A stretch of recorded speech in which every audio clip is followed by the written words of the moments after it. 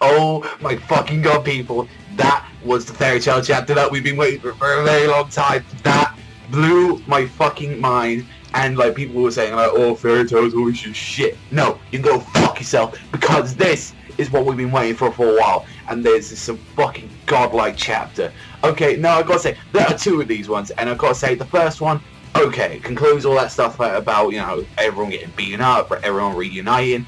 Cool stuff, you know, that was a little reunion stuff. It's like, you know, you get to see like Natsu, like, you know, he fucking beats up everyone, like fucking Gagio's there with like Letty, and they're fucking cleaning up a house with the fucking council. And there was like a nice little moment where, you know, everyone got together and it was like, hey, you know, celebrating shit like that, and turning out like, you know, the future's been changed, because, you know, apparently like you gotta put away like fucking like grey and shit, and it's like some stupid shit with like, oh, I think like folks are adorable, and just, you know, fuck that shit. But it's like entirely focused around Zeref, seeing Zeref as a child, and saying like, seeing like what he was doing, and showing that he was studying in like a magic academy, and showing that, you know, he's like, he was a genius at the start, like he was always being like a genius, and he's been like focusing stuff on like the mighty, like I think it's called the Anchor Serum, like, which is like, I'm guessing something to involve with death. And then we see like as he's like, as a child, he was actually trying to find theories about, you know, like the R system, finding out more stuff about, you know, like trying to build like the eclipse, like doing all of this stuff. This is all of Zeref's designs, like finding out ways to bring back the people from the dead. He was doing all of this, and yet the academy was terrified of him. And he's saying, you know, isn't it like, oh, when you grow that life itself is artificial in many ways, so why aren't like death and afterlife that acceptable? It's just like shit like that. And it's like they started referring to him like, it's like they started fearing him as a demon, and it's just like he was going to use this like time traveling door of eclipse to bring back his big brother, which I'll get back to his brother in a bit.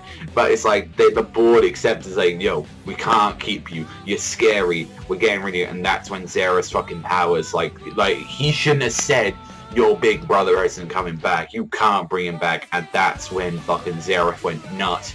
He killed everyone, his teachers, his students, everyone in that vicinity that died. And, you know, he was like, he's robbed people of fucking like memory. But he got some good things out of this as well. There's immortality. You know, he also had the privilege of researching and creating stuff to destroy him, and also as well to make Eclipse to do stuff to bring back his brother. And then he spent years wondering about that, so he created the entire of Zeref's demons. He created all of the people from Taurus and everybody else, and it's like, but neither any of them could kill me. And that's when we get to E.N.D. That's when we find out what exactly E.N.D is, and we see that Zeref himself created Natsu. Like, he created him from the start. Ethereus Natsu Dragneel.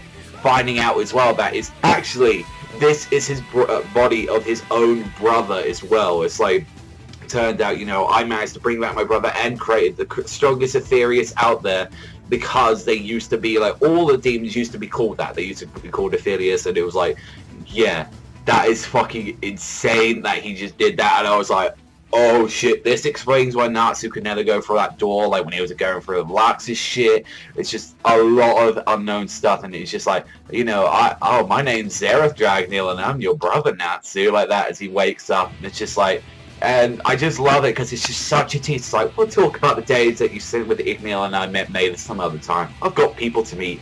And then he meets fucking Acanalogia in human form. And fucking Acanalogia looks like one of the most badass motherfuckers you can ever see. Like, he's there with all these fucking tattoos everywhere, fucking that. And he's like, oh, how's your arm, Acanalogia? And he's like, just speak what you have to say, you know, Black Wizard. And it's just like, oh.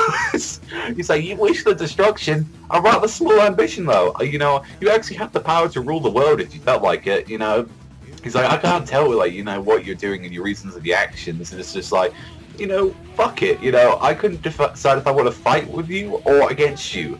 I will now annihilate, you know, both of you and mankind. That is my mission. It's just like, holy shit, just that last fucking chapter, like a little panel of that chapter where they're like saying, oh, so let's just fucking like fight someone that you can fight with all you've got. You've been waiting, and just Zeref's like, let me help you with that. Like, it's like, it's a good thing you waited for the last battle between a dragon, an immortal, and mankind.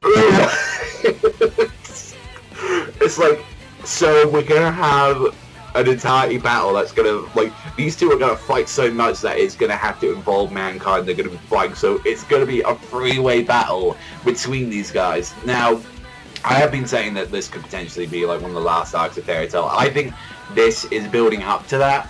Maybe we might have some other stuff going throughout there. Maybe we might have some other stuff dealing with the War Gods. Maybe we got like some other stupid shit. But like the first chapter was like a 5. It was an average chapter. This one was a 10. This one was fucking fantastic, insane, just absolutely beautiful. And a lot of people say, "Oh, I'm fully fucking done with Fairy Tail now." Nah. You can't get out of the game. It's so you're fake pieces of shit if you've like been dropping it all this time.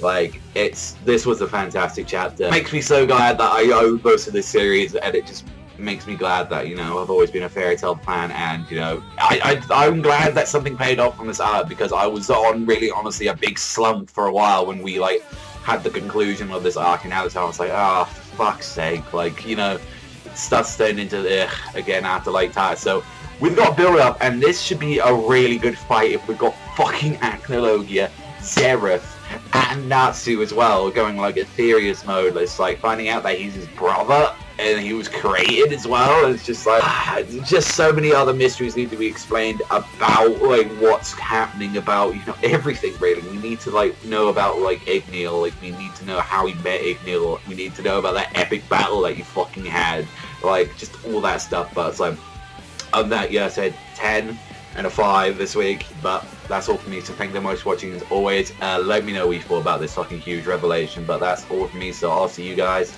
next time.